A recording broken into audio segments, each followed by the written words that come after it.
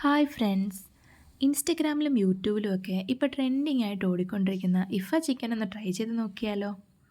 അതിനു വേണ്ടി നന്നായി കഴുകി വൃത്തിയാക്കിയ ഒരു 300 ഗ്രാം ചിക്കൻ എടുത്തിട്ടുണ്ട് കേട്ടോ. അപ്പോൾ ചിക്കൻ കുറച്ച് വലിയ പീസായിട്ട് എടുക്കുന്നതായിരിക്കും നല്ലത്. പിന്നെ ഇത് വറക്കാൻ ആവശ്യമായിട്ടുള്ള എല്ലാ പൊടികളും നമുക്ക് ചേർത്ത് കൊടുക്കാം. ലേശം മഞ്ഞൾപ്പൊടി, എരിവിന് ആവശ്യത്തിനുള്ള മുളക് പൊടി, കുറച്ച് ചിക്കൻ മസാല, കുരുമുളക് പൊടി, ഇഞ്ചി വെളുത്തുള്ളി പേസ്റ്റ്, ആവശ്യത്തിനുള്ള ഉപ്പ്, ഇതെല്ലാം കൂടി ചേർത്ത് നന്നായി പുരട്ടി ചിക്കൻ ഒന്ന് മാരിനേറ്റ് ചെയ്ത് മാറ്റിവെക്കാം.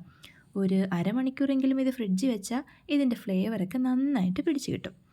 ഞാനിതാ 30 മിനിറ്റ് ഫ്രിഡ്ജിൽ വെച്ചിട്ട് എടുത്ത ചിക്കനാണ് ഇത്. ഇനി നമുക്ക് പാൻ അടുപ്പത്ത് വെച്ച് എണ്ണ ചൂടാവുമ്പോൾ ഓരോരോ പീസുകളായിട്ടിട്ട് ഫ്രൈ ചെയ്തെടുക്കാം. ലോ ഫ്ലെയിമിൽ ഫ്രൈ ചെയ്തെടുക്കുന്നതായിരിക്കും നല്ലത്. ഒരുപാട് അങ്ങ് ചിക്കൻ മൊരിഞ്ഞു പോയാലും ഇതിന് ടേസ്റ്റ് മാറിപ്പോവും.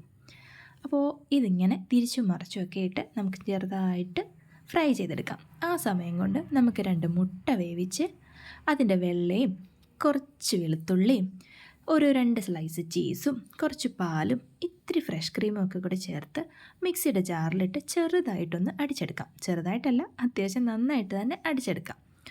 എന്നിട്ട് ഇത് നല്ല ഫ്രൈ ആയിട്ടിരിക്കുന്ന ചിക്കൻ്റെ പുറത്തേക്ക് അങ്ങനെ ഒഴിച്ചു കൊടുക്കാം. ആഹാ, കാണാൻ തന്നെ നല്ല രസമുണ്ട്. അങ്ങനെ ആ മയണൈസ് സോസ് മൊത്തത്തിൽ നമുക്ക് ചിക്കൻ്റെ മേലേക്ക് ഒഴിച്ചു കൊടുത്തിട്ട് കുറച്ച് നേരം ഒരു 5 മിനിറ്റ് ഒന്ന് മൂടി വെച്ചിട്ട് കുക്ക് ചെയ്തെടുക്കാം. 5 മിനിറ്റ് കഴിഞ്ഞിട്ട് നമുക്കിതൊന്ന് ഓപ്പൺ ചെയ്ത് നോക്കാം. ആഹാ, ഇത് തുറക്കുമ്പോഴുള്ള മണം സൂപ്പറായിട്ടുണ്ടെന്ന് തോന്നുന്നു. അങ്ങനെ ഇഫ ചിക്കൻ ഇവിടെ റെഡി ആയിട്ടുണ്ട് കേട്ടോ. അപ്പോൾ എല്ലാവരും ഇതൊന്ന് ട്രൈ ചെയ്ത് നോക്കണേ. ഈസി ആൻഡ് സിമ്പിൾ റെസിപ്പിയാണ്. നമ്മുടെ വീട്ടിലുള്ള സാധനങ്ങൾ വെച്ചിട്ട് തന്നെ നമുക്ക് ചെയ്തെടുക്കാവുന്നതേ ഉള്ളൂ. Bye bye.